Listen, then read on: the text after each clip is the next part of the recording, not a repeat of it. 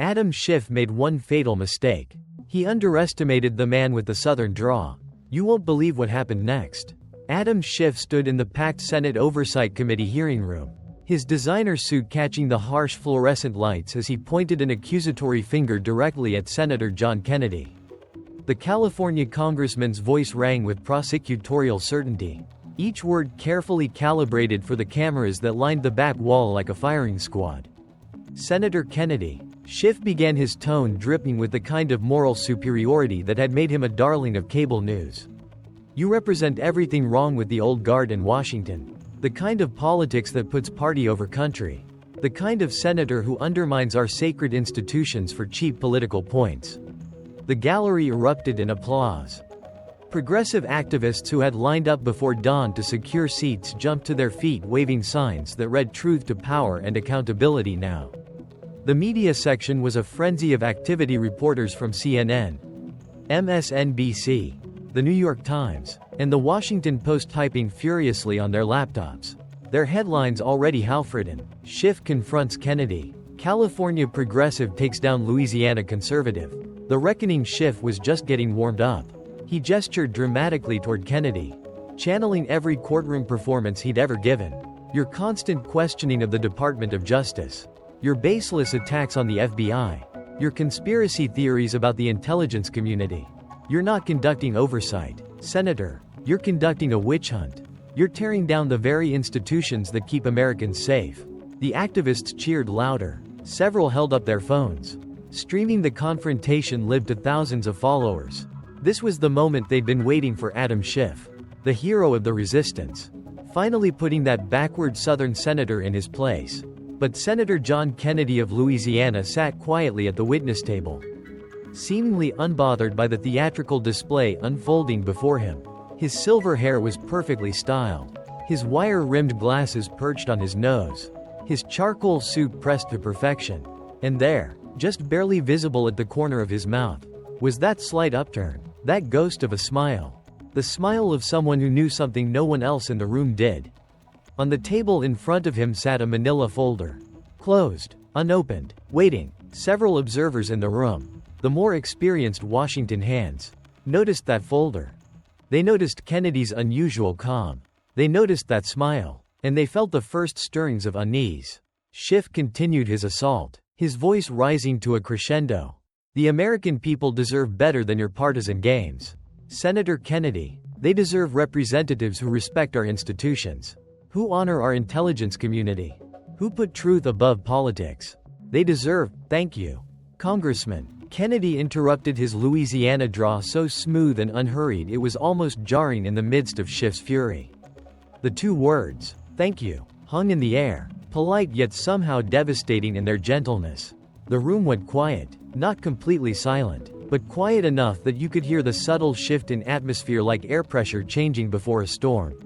Kennedy leaned forward slightly, his hands folded on the table in that distinctly Southern gentleman pose, patient, courteous, entirely at ease. Thank you for that passionate opening statement. I do appreciate passion, Congressman. It shows that someone cares deeply about their beliefs. He paused, letting that word "believes" linger just a moment too long, imbuing it with just the slightest hint of doubt.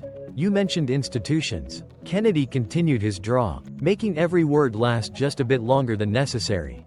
And truth. Two very important things. So, let's talk about those things.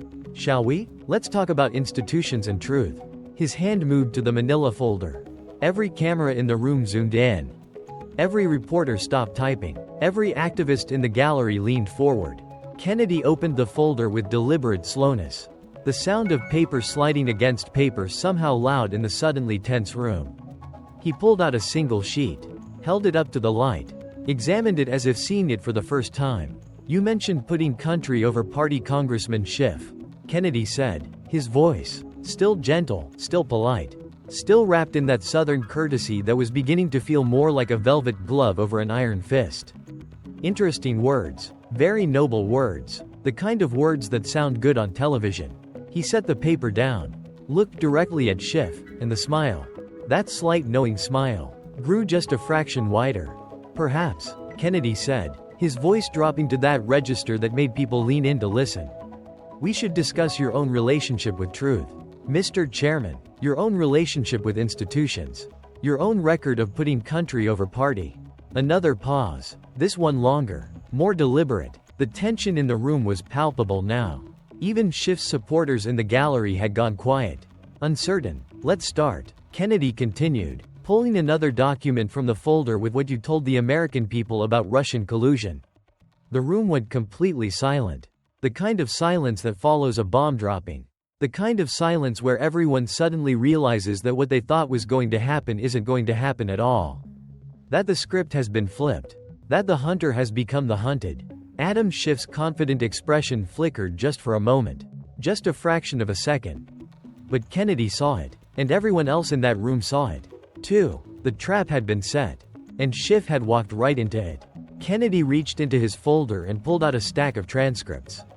Each one carefully tabbed with colored markers. The methodical precision of it. The organization. The preparation. The clear evidence of hundreds of hours of work sent a chill through the Democratic side of the room. Congressman Schiff. Kennedy began his draw, transforming the name into 3 distinct syllables. I want to take us back to 2017. March of 2017 to be precise. Do you remember March of 2017? Schiff opened his mouth to respond. But Kennedy held up a hand.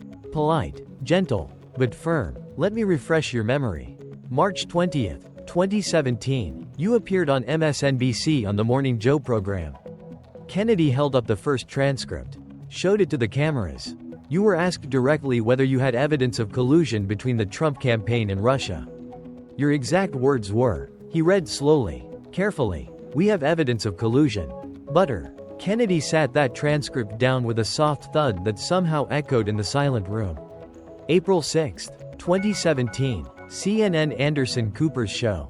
Another transcript came out of the folder. You said, and I quote, we have more than circumstantial evidence.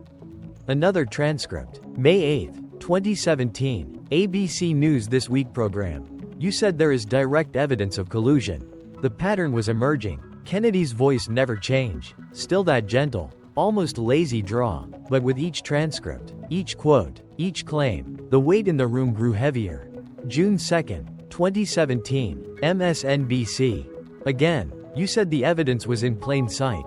July 19, CNN. You said you'd seen evidence that was damning. August 27, NBC News. You said the evidence was incontrovertible. Kennedy kept going. September, October, November, December, month after month, network after network, show after show. Each time Adam Schiff had claimed, not suggested, not implied, but flatly claimed, that he had seen evidence of collusion. Finally, Kennedy sat down the last transcript and pulled out a thick document bound and tabbed. This congressman is a compilation my staff put together. Every television appearance you made between January 2017 and March 2019 where you claimed to have evidence of Trump-Russia collusion. He held up the document. It was easily a 100 pages thick. 103 separate occasions. Mr. Chairman, 103 times you went on national television and told the American people that you had evidence. Direct evidence, circumstantial evidence, damning evidence, incontrovertible evidence, evidence in plain sight. Kennedy set the compilation down, folded his hands, and looked directly at Schiff with those pale blue eyes that suddenly seemed much less gentle. So, let's see it. Mr. Chairman, you've had 6 years now. Special Counsel Mueller finished his investigation. The Senate Intelligence Committee finished theirs. The Inspector General finished his review. The Durham investigation is complete. All those reports are public now. He leaned forward slightly. Show us the evidence. Congressman Schiff. Show this committee. Show the American people. The evidence you claimed to have. The evidence you promised existed. The evidence you said proved collusion.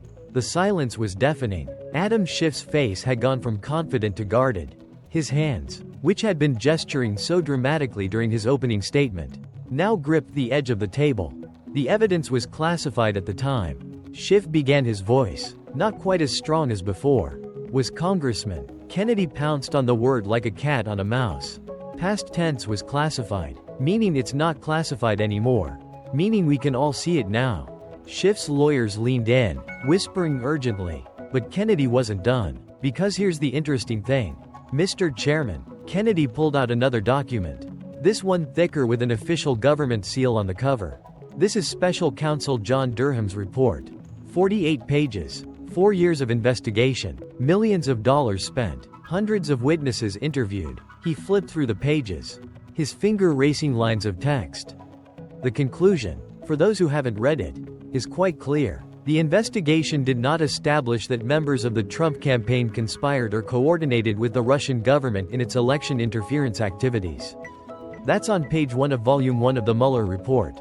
Actually, but Durham went further. Kennedy found his place. Began reading. Neither U.S. law enforcement nor the intelligence community appears to have possessed any actual evidence of collusion in their holdings at the commencement of the Crossfire Hurricane investigation. And that's the FBI investigation that started this whole thing for those keeping track at home. He looked up. No actual evidence. Mr. Chairman, the Durham report is quite explicit about this. The predicate for the investigation was insufficient. The Steele dossier, which you cited repeatedly on television, was uncorroborated opposition research paid for by the Clinton campaign. The FBI knew this and opened an investigation. Anyway, Kennedy closed the Durham report, set it aside, and pulled out yet another document. This one had classification markings. Recently declassified, the kind of document that made everyone in the room sit up straighter.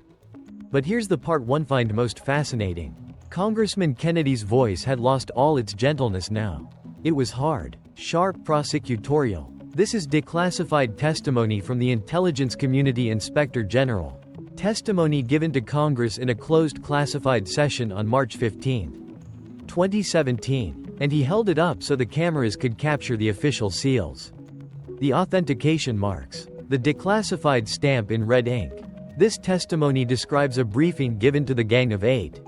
That's you, Mr. Chairman, as the ranking member of the House Intelligence Committee at the time. Plus the other congressional leaders with access to our most sensitive intelligence. The briefing took place on March 8, 2017. Kennedy read from the document his Louisiana draw, making every word strike like a hammer blow.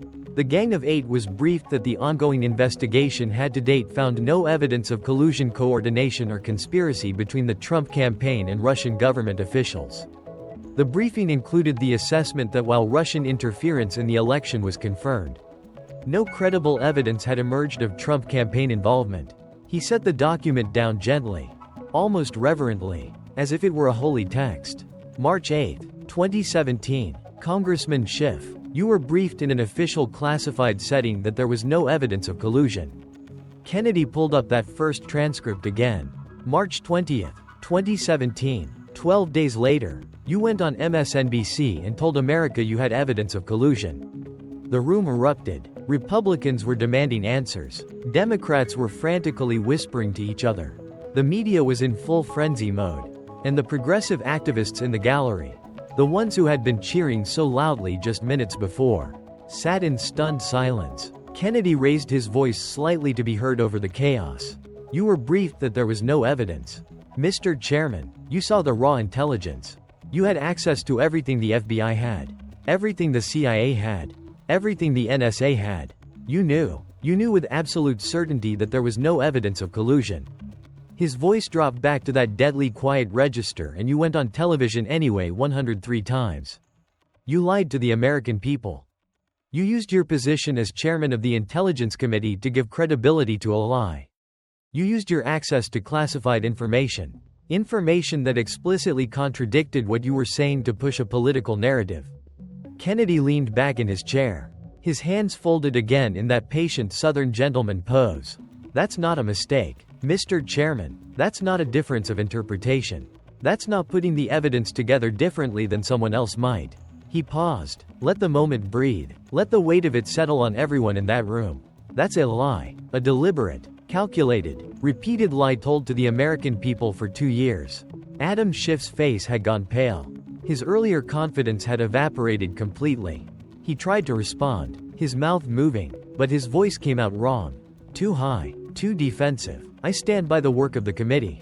We conducted thorough oversight. Do you stand by your statements on television, Mr. Chairman? Kennedy interrupted, his voice, gentle again, but somehow more devastating for it. Do you stand by saying you had direct evidence when you'd been briefed that no evidence existed? Do you stand by lying to the American people? Schiff's lawyers were both whispering urgently now. But he waved them off a gesture that looked more panicked than confident. The intelligence I saw led me to believe. You just said you stand by your statements.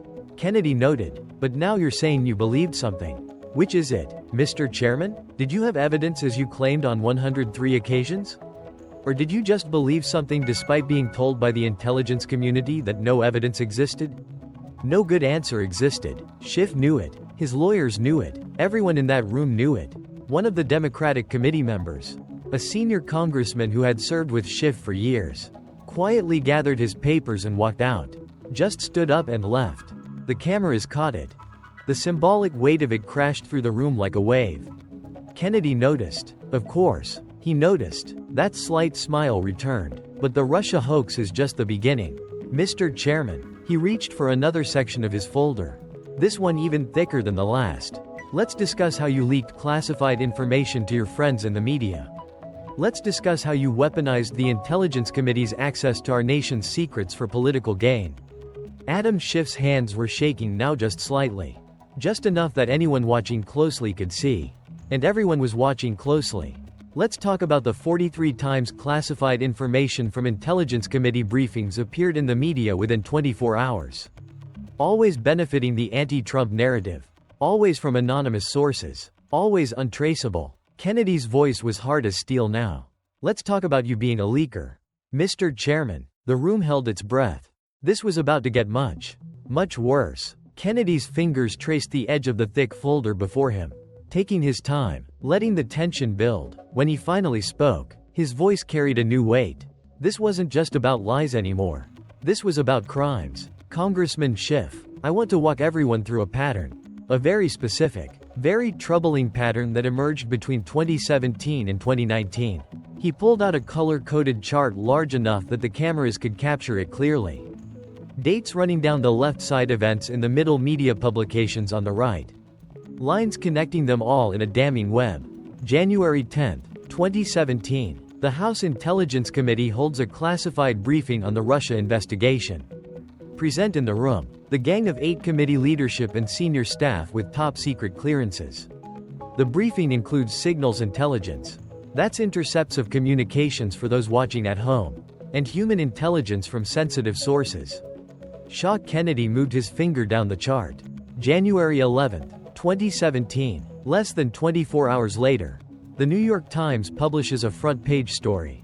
Intercepted Russian communications, part of inquiry into Trump associates. The story includes specific details about the signals intelligence that was discussed in that classified briefing. He let that sink in.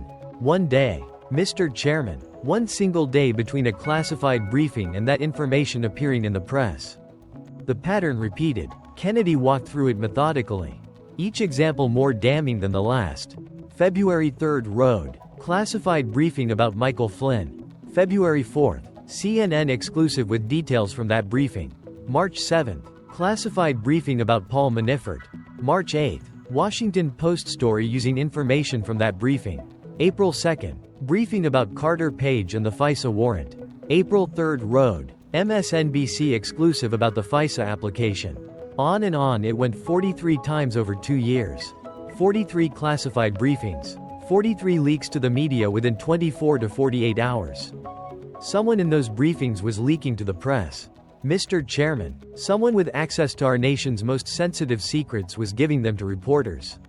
Someone was committing federal crimes, violations of 18 U.S. Code Section 798, unauthorized disclosure of classified information for political purposes. Kennedy paused, looked directly at Schiff. Who do you think that someone was, Congressman? Before Schiff could respond, Kennedy pulled out another document. This one had official FBI letterhead with bold letters across the top. 302 interview report. This, Kennedy said, holding it up, is an FBI 302.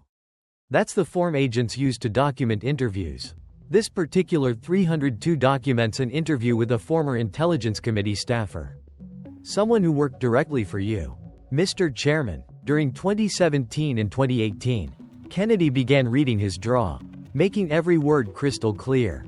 Question. Did you have any conversations with members of the media about classified information discussed in Intelligence Committee briefings?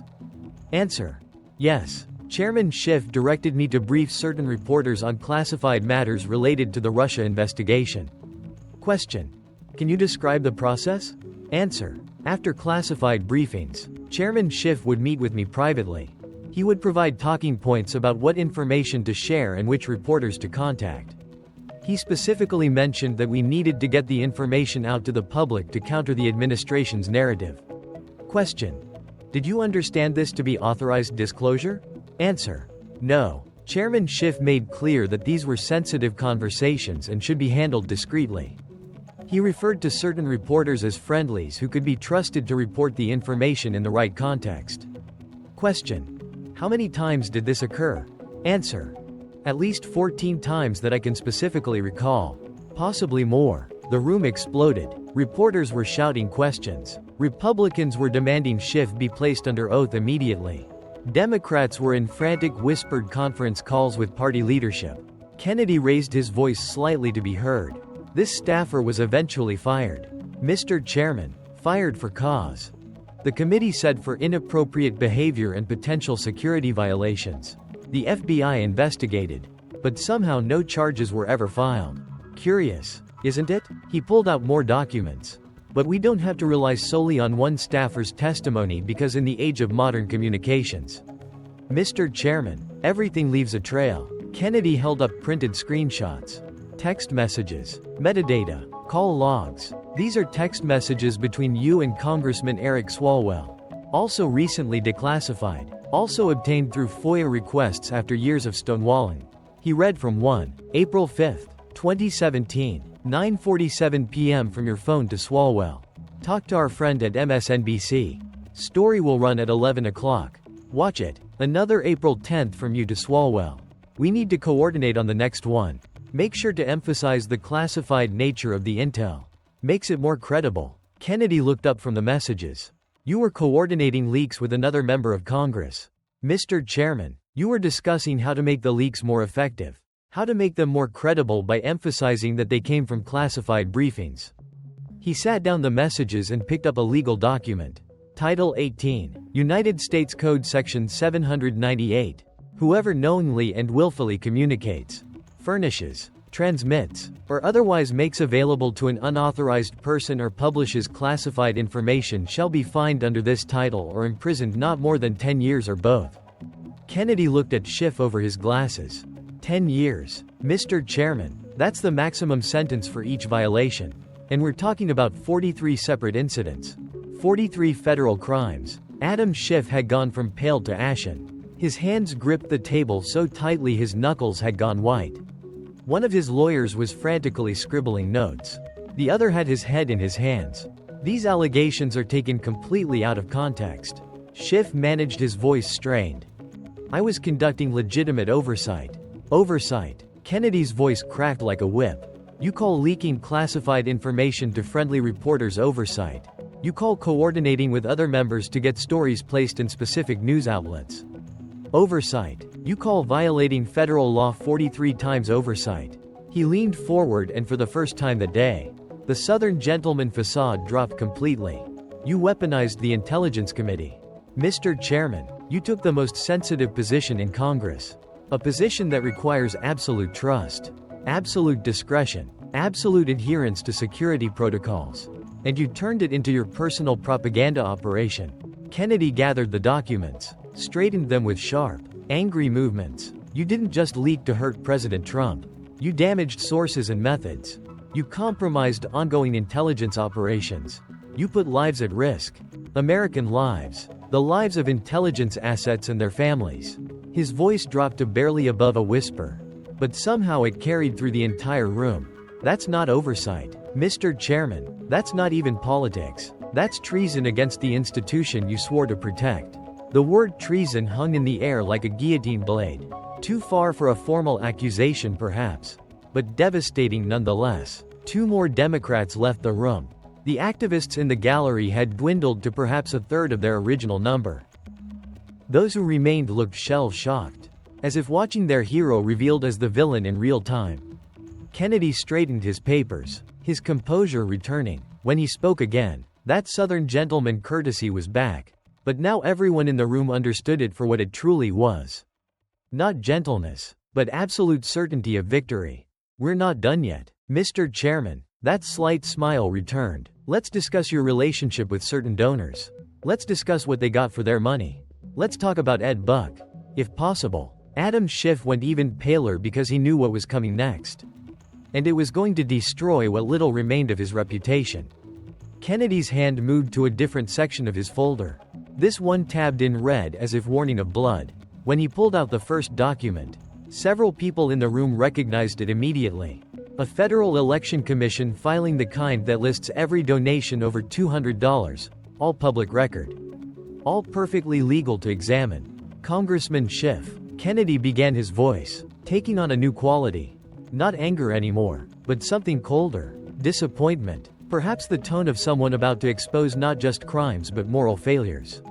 Let's discuss Edward Buck. Ed Buck as he was known in Democratic circles. Are you familiar with Mr. Buck? The room went very quiet. The name Ed Buck carried weight, especially among those who followed California politics. A weight like a millstone. Schiff's jaw tightened. I returned Mr. Buck's contribution after his arrest. After his arrest, Kennedy repeated, loading those three words with meaning. Yes, you did. In October of 2019, 2 weeks after Ed Buck was arrested by federal agents. But let's talk about the timeline. Shall we? Let's talk about what happened before that convenient gesture. Kennedy pulled out a series of photographs. Each one death-stamped. Each one from a different event. This is you and Ed Buck at a Democratic National Committee fundraiser in Los Angeles. August 2015. He held up the photo. Schiff and Buck both smiling, drinks in hand. The kind of cozy donor-politician relationship photo that gets taken 1,000 times at every political event. Here's another California Democratic Party gala, West Hollywood. March 2016. You're at Buck's table. He was a sponsor of the event. Actually donated $50. More photos. June 2017. Your own campaign fundraiser. Congressman Ed Buck is there. Front row seat. Kennedy sat down the photos and picked up a campaign finance report. Ed Buck donated $2.700 to your campaign in 2016. The maximum allowed under federal law. He bundled more for your colleagues. He was by all accounts a prolific Democratic donor. Over $500 to various candidates and causes between 2012 and 2019. He paused. Let that sink in. But here's what makes this interesting. Mr. Chairman, here's where the timeline gets uncomfortable. Kennedy pulled out a news article. The headline large enough to read from across the room. Young man dies at Democratic donor's home. July 27, 2017. Gamal Moore, 26 years old. Dies of a methamphetamine overdose at Ed Buck's apartment in West Hollywood. That's in your district, Mr. Chairman, your constituents, your community. Kennedy's voice hardened. The Los Angeles County Sheriff's Department investigates. They find disturbing evidence. A journal kept by GML Moore. I won't read the explicit parts. But the journal describes a pattern of behavior by Ed Buck luring young men, mostly black men, to his apartment, providing them with drugs, engaging in activities while they were incapacitated. He looked up from the article. Activists in the LGBTQ community start raising alarms. They hold protests. They write letters. They contact elected officials. They contact your office. Mr. Chairman, Kennedy pulled out a stack of correspondence. These are letters sent to your congressional office between August 2017 and September 2019. 23 letters, all expressing concern about Ed Buck, all asking you to do something, all asking you to at least return his money to send a signal that this behavior won't be tolerated. He read from one letter. Dear Congressman Schiff, we are writing to urge you to return any donations from Ed Buck and to speak out about the death of Gamal Moore. Our community is being targeted. Young black men are being victimized. We need our representatives to stand with us, not with predators. Dated August 15, 2017. Kennedy sat it down, picked up another November 20, 2017. We are writing again to ask why you have remained silent about Ed Buck. More information has emerged about his pattern of behavior. We are afraid for our community members. Please respond. March 8, 2018. This is the 5th letter we have sent to your office. We have received no response. Ed Buck continues to be active in Democratic politics. Why Kennedy went through several more. Each one more desperate than the last. Each one ignored. January 7, 2019. Timothy Dean, another young black man, dies of a methamphetamine overdose at Ed Buck's apartment. Second death. Same apartment. Same circumstances. Kennedy's voice was cold now. Absolutely cold. The activists write again. The protests grow larger. The LGBTQ community in your district is begging for help. Mr. Chairman, begging for you to speak out. Begging for you to at least distance yourself from this man. He pulled out more campaign finance reports. But you don't return the money. Not in August 2017 after the first death. Not in January 2019 after the second death. You keep Ed Buck's contribution. You stay silent. Kennedy held up another set of campaign finance reports. And here's the really interesting part. Let's see how your Democratic colleagues handled this situation. He read from a list. Eric Garcetti, mayor of Los Angeles, returned $1.400 from Ed Buck in November 2017. 4 months after the first death. Kevin Delian, then a California state senator, returned $19.700 in August 2017. 1 month after the first death. Kyrsten Sinema, then a congresswoman, returned her contribution in September 2017. Kennedy looked up. They acted quickly. Mr. Chairman, when constituents raised concerns when a young man died under suspicious circumstances. When the community asked them to take a stand, they took it. They returned the money. They made a statement. He leaned forward. But you didn't. You kept the money for 2 more years through 23 letters from constituents. Through a second death. Through protests outside your district office. You kept Ed Buck's money until September 2019 when he was finally arrested after a third man nearly died and managed to escape. Kennedy pulled out the final document from this section. September 19, 2019. Ed Buck is arrested by federal agents charged with distribution of methamphetamine causing death. The evidence is overwhelming. The charges are federal. October 4, 2019. 2 weeks after Buck's arrest. 2 years after the first death. Only then, only when it became politically impossible to defend, did you return Ed Buck's $2,700. The silence in the room was suffocating. This wasn't about campaign finance violations anymore. This was about a moral failure. About a congressman who chose donor money over constituent safety. About a representative who ignored the pleas of his own community. Particularly his LGBTQ constituents. Particularly black men. Particularly the vulnerable. Until it was too late. 2 men died. Mr. Chairman, Kennedy's voice was barely above a whisper. But it carried through the entire room. 2 young black men. Both in their 20s. Both with families who loved them.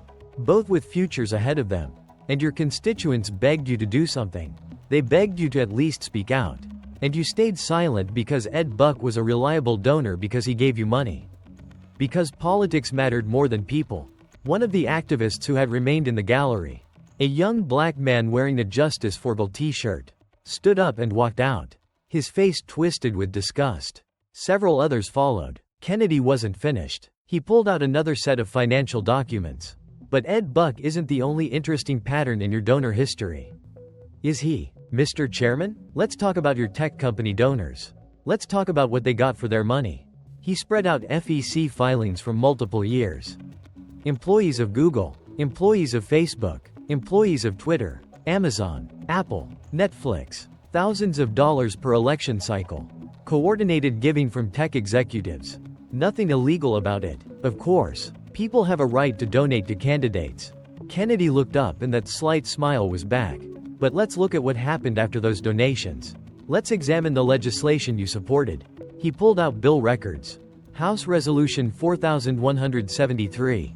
A bill to expand Section 230. Protections for tech platforms. Section 230 is the law that shields internet companies from liability for user content. You were a co-sponsor. The bill would have made it nearly impossible to hold tech companies accountable for anything posted on their platforms. House Resolution 5208.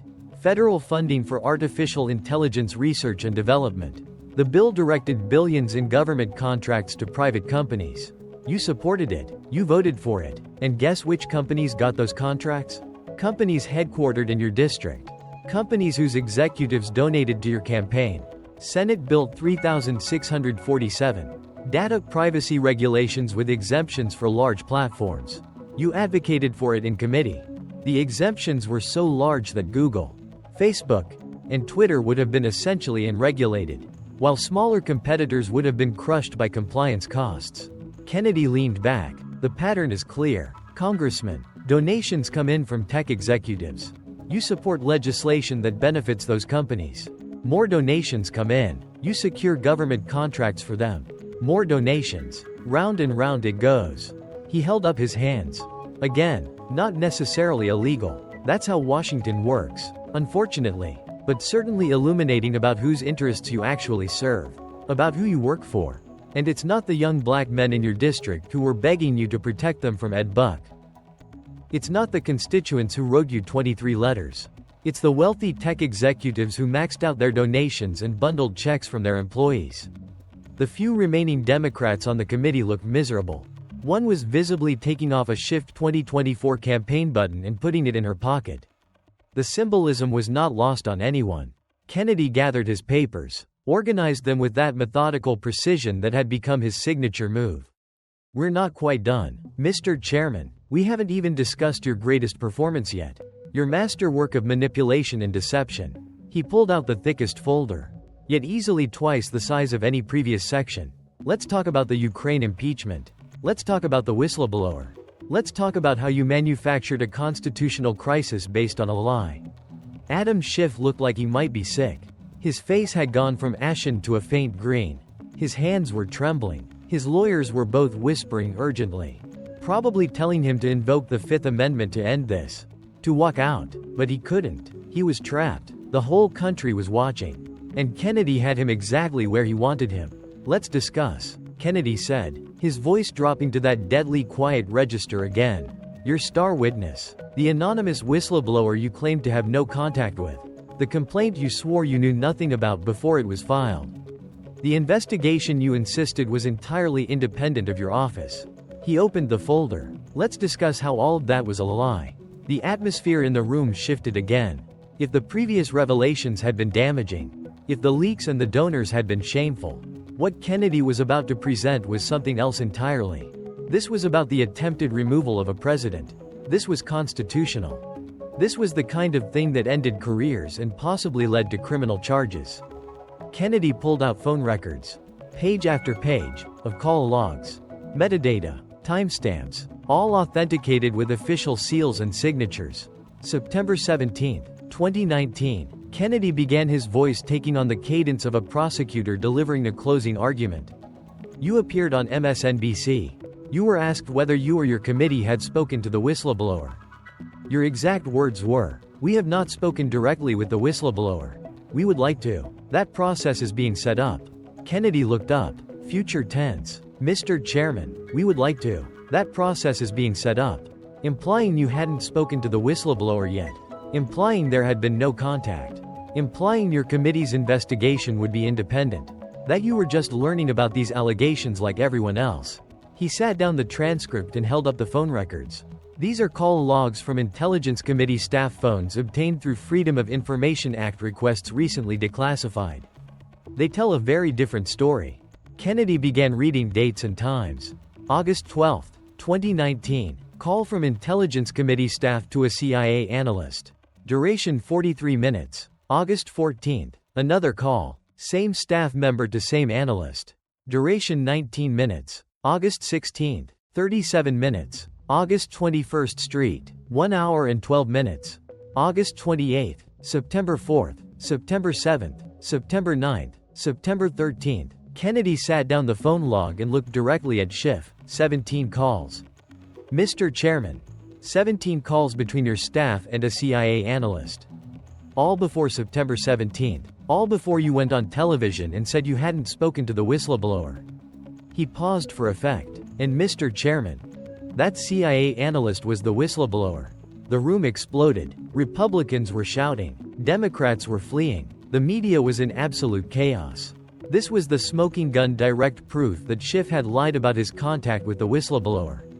That the whole impeachment had been coordinated from the beginning. That none of it had been the independent, courageous act of a concerned intelligence officer that they'd been told. Kennedy raised his voice to be heard over the chaos. But wait, there's more. That phrase, borrowed from late-night infomercials, somehow made it even more devastating. He pulled out printed text messages, each one authenticated with metadata. These are text messages between your staff and the whistleblower, also recently declassified. Kennedy read from the first message. August 10, 2019. Your staffer texts the whistleblower. We need to talk about the proper procedure for filing a whistleblower complaint. Can you meet this week? Response from the whistleblower. Yes. Thursday work. Should I come to the Capitol? Another message. August 23rd Road. Your staffer. Have you started drafting the complaint? We can review it if you'd like guidance on format and what to include. Response. Working on a draft now. Would definitely appreciate your input. The most damning one. September 2nd. Your staffer. The complaint looks good. Make sure you file it through the IG's office. That's the proper channel. We'll be ready on our end once it's filed. Response. Will do. Thanks for all the help. Should I delete these messages? Your staffer? Probably a good idea. Kennedy looked up. They didn't delete them, Mr. Chairman. Or at least not thoroughly enough, because here they are. Your staff helping to write the whistleblower complaint. Your staff providing guidance on what to include. Your staff coordinating the timing of when it would be filed. Your staff preparing to receive it. He set down the messages. You didn't just know about the whistleblower, Mr. Chairman. You didn't just have contact with him. Your office helped manufacture the whistleblower complaint. You orchestrated it. You crafted it. You timed it. And then you went on television and lied about all of it. Kennedy pulled out another video clip, connected it to the room's display. But that's not even the worst part. The worst part came later. September 26, 2019. The first public hearing on the impeachment. Your opening statement. The video began to play. Adam Schiff at the chairman's seat, looking grave and serious, beginning to read what he claimed was a summary of the Trump-Zelensky phone call that had sparked the whistleblower complaint. But what came out of Schiff's mouth on the video was a dramatic mob movie-style characterization that bore little resemblance to the actual transcript. And I'm going to say this only 7 times, so you better listen good. Video Schiff intoned. I want you to make up dirt on my political opponent. Understand? Lots of it. On this and on that. Kennedy stopped the video. That was quite a performance, Mr. Chairman. Very dramatic. Very damning. It made President Trump sound like a mafia don shaking down a foreign leader. The media played it on loop. Your clip went viral. Millions of people saw it.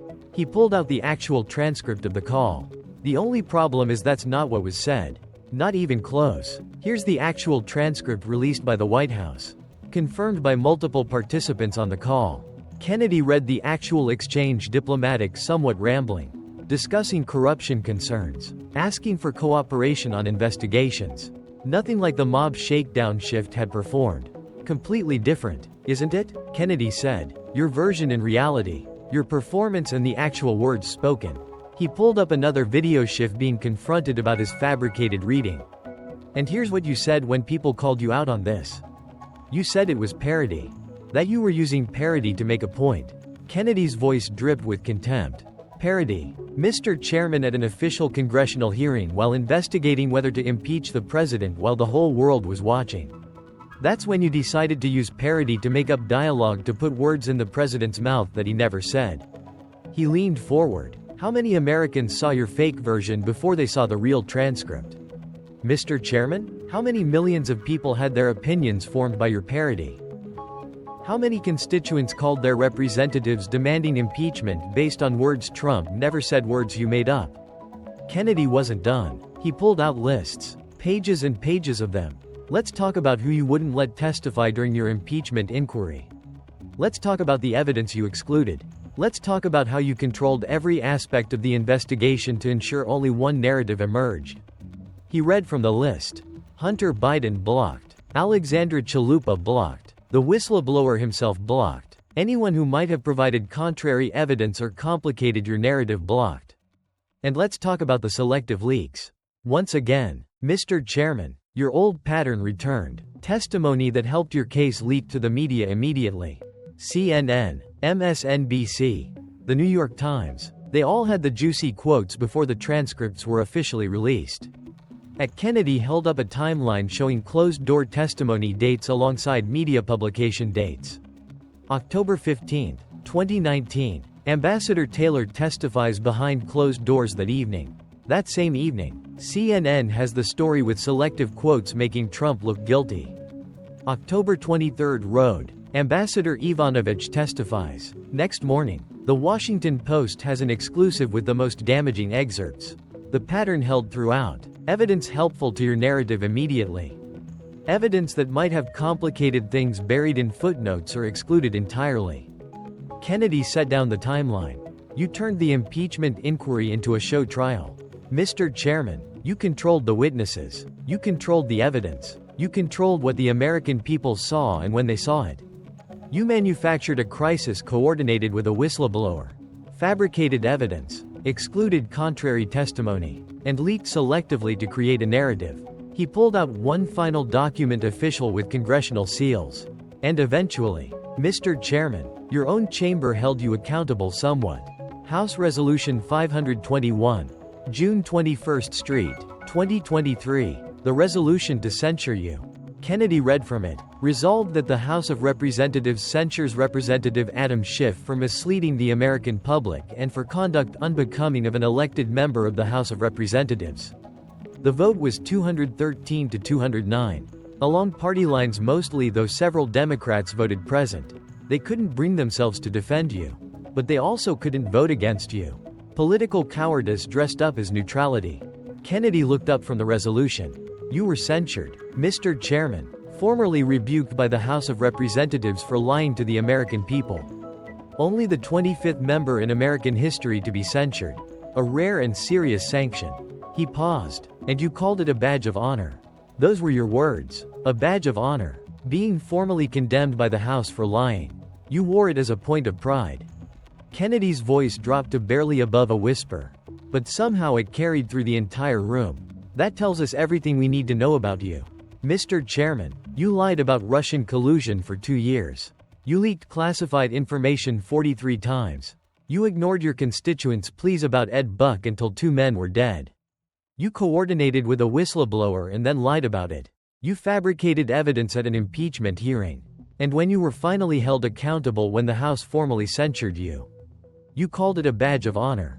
He stood up slowly. And for the first time that day, his careful control seemed to slip.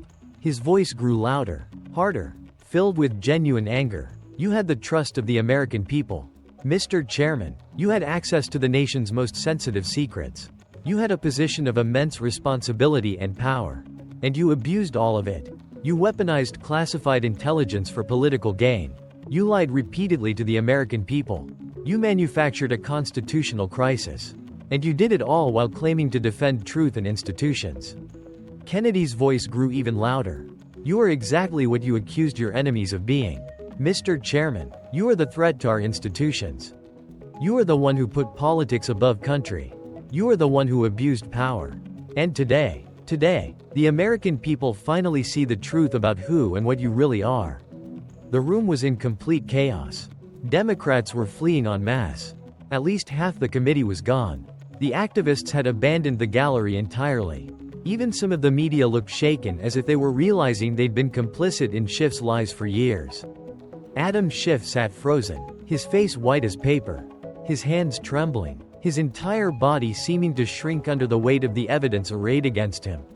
And Senator John Kennedy of Louisiana stood tall. His evidence spread before him like an accusation from history itself. His mission nearly complete, but we're not quite finished. Mr. Chairman, Kennedy said, his voice returning to that deadly quiet register. Let's talk about what happens now. Kennedy reached for his phone, held it up so everyone could see. He was reading from actual messages, actual statements, actual real-time reactions to what was happening in this room. While we've been sitting here, Mr. Chairman, while I've been presenting this evidence, the world has been reacting. Let me share some of those reactions with you. He scrolled through his phone. The Department of Justice Office of Public Affairs statement released 23 minutes ago. The department is reviewing allegations of unauthorized disclosure of classified information and will determine what investigative steps are appropriate. The House Ethics Committee statement released 18 minutes ago. The committee has voted to open a formal investigation into allegations of misconduct by Representative Adam Schiff. including but not limited to coordination with a whistleblower. False statements about that coordination and potential violations of House rules regarding classified information. The Senate Select Committee on Intelligence statement released 11 minutes ago. The committee has voted unanimously to recommend suspension of Representative Schiff's access to classified information pending a full security review. Kennedy looked up from his phone unanimously. Mr. Chairman, both parties, both Republicans and Democrats on the Senate Intelligence Committee, agreed that you can no longer be trusted with classified information. He scrolled further. And your colleagues, Mr. Chairman, your fellow Democrats, let me read some of their statements. Anonymous senior House Democrat quoted by Politico 7 minutes ago.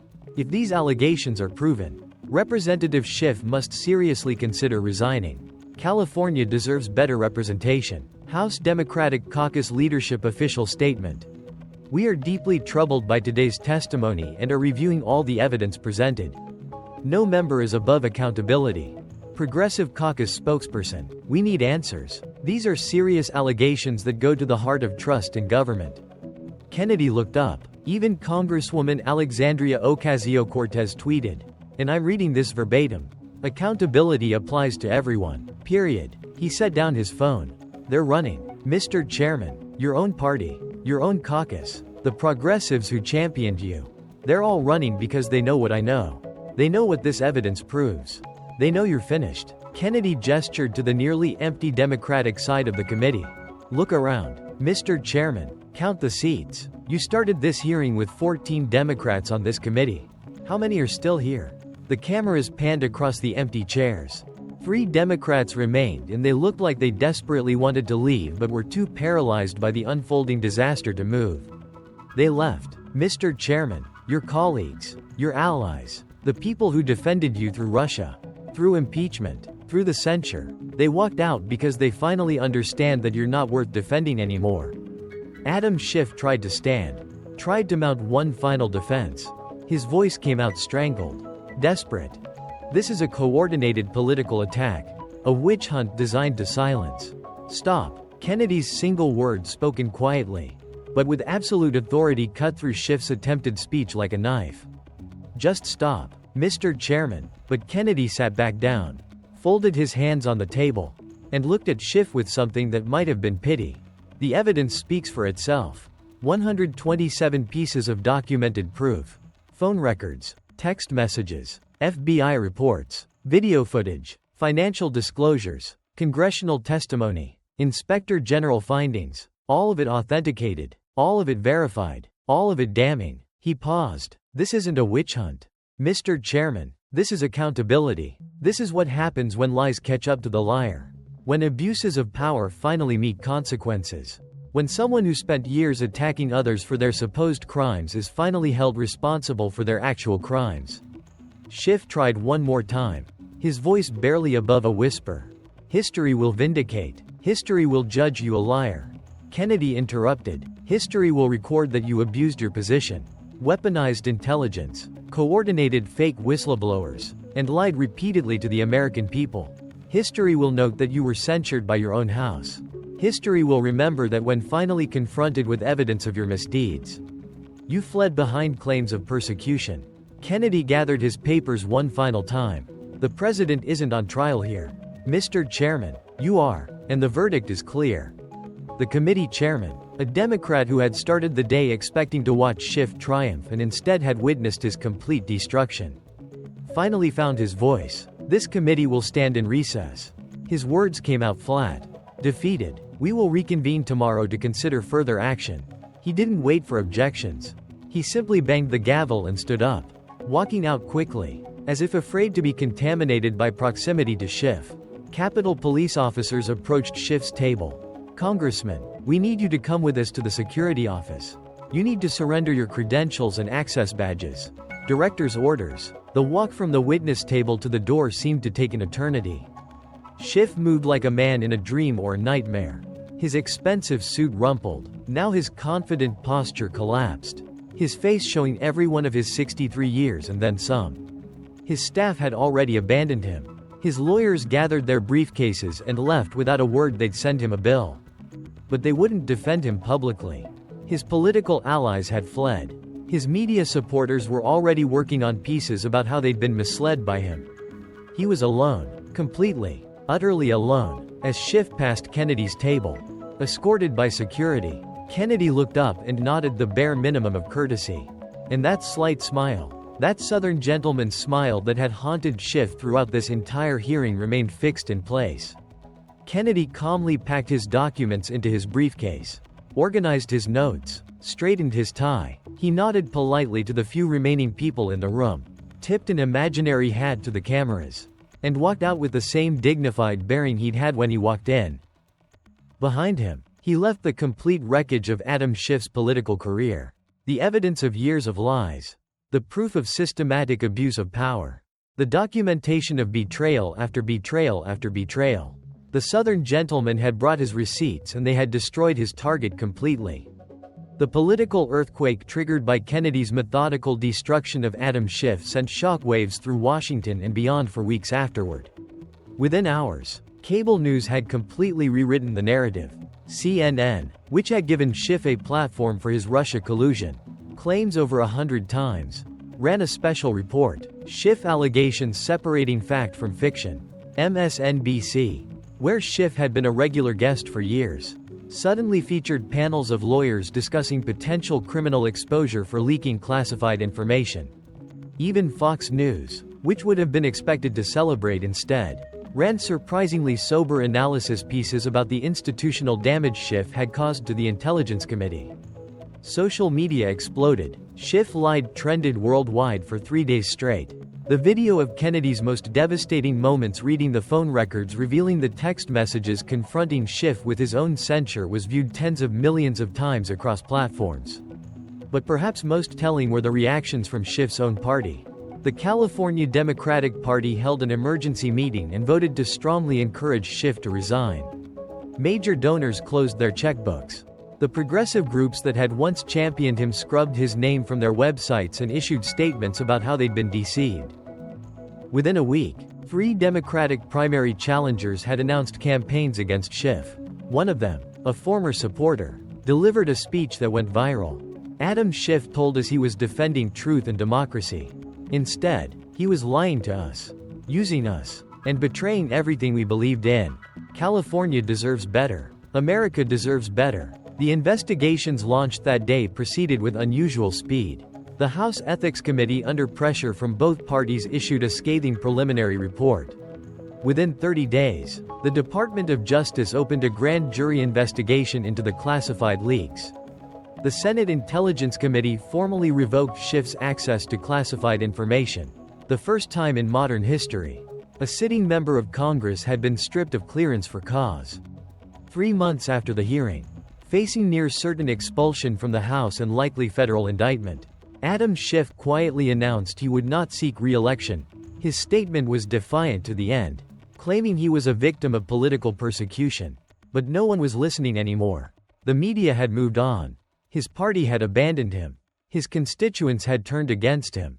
But perhaps the most significant moment came 2 weeks after the hearing, when a reporter from NPR made the drive to Madisonville, Louisiana, to interview Senator John Kennedy at his home. Kennedy sat on his porch overlooking the bayou, a glass of bourbon in his hand, watching the sun set over the water.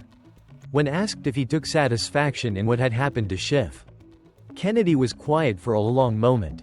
"No," he finally said. His Louisiana drawl as smooth as ever. "I don't take pleasure in seeing a man's life destroyed, even when he brought it on himself." He took a sip of bourbon. "But I do take pleasure. I take great pride in defending the truth, in protecting our institutions, in showing that the system can still work when good people stand up and demand accountability." The reporter pressed, "But wasn't this personal? You and Congressman Schiff have clashed before." Kennedy shook his head. "It started personal, maybe when he attacked me in that hearing room, when he tried to paint me as some kind of threat to democracy. That got my attention. I won't lie." He looked out over the water. "But it became constitutional the moment I saw the evidence. The moment I understood what he'd been doing for years. The lies, the leaks, the abuse of power. That's when it stopped being about me versus him and became about defending something larger than both of us." "What's the biggest damage Schiff caused?" the reporter asked. Kennedy thought about that. The biggest damage he made: Americans distrust their own institutions. He made people wonder if their representatives are lying to them. He made citizens question whether the Intelligence Committee is conducting legitimate oversight or just playing political games with our national security. He turned to face the camera.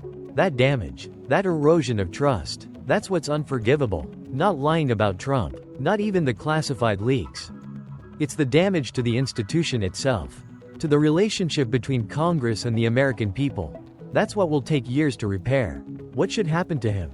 The reporter asked. Kennedy smiled slightly. That's not for me to say. To the Justice Department will make their decisions.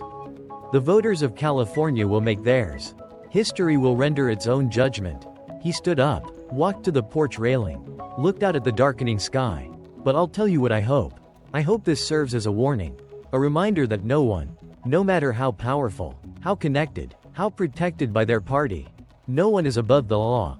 No one is above accountability. Not in America. Not if the system works the way it's supposed to. The reporter asked one final question. What's the difference between you and Adam Schiff? Kennedy was quiet for a long moment, considering. Finally, I still believe in truth. Not narrative, not spin, not what sounds good on television or what helps my political side. Just truth, facts, evidence. He looked directly at the camera. Adam Schiff believed in winning, in advancing his career, in destroying his enemies. He believed the ends justified the means. He believed he could lie his way to victory and never face consequences. He picked up his burb and raised it slightly as if in a toast. And that's why I'm standing here on my porch watching the sunset at peace with what I did. And he's sitting somewhere preparing for federal indictment. His career over his reputation ruined. Knowing that when history writes about him, they'll write about a liar who abused his power and finally got caught. Kennedy took a sip. That's the difference. I can sleep at night. The interview ended, but the camera kept rolling for a moment longer, capturing Kennedy on his porch as the sky turned from orange to purple to deep blue. The sounds of the Louisiana evening crickets, frogs, water lapping at the shore, provided a peaceful soundtrack to the end of this story. Kennedy spoke one more time, so quietly the microphone barely caught it. The Southern gentleman always brings receipts. Always. The camera faded to black.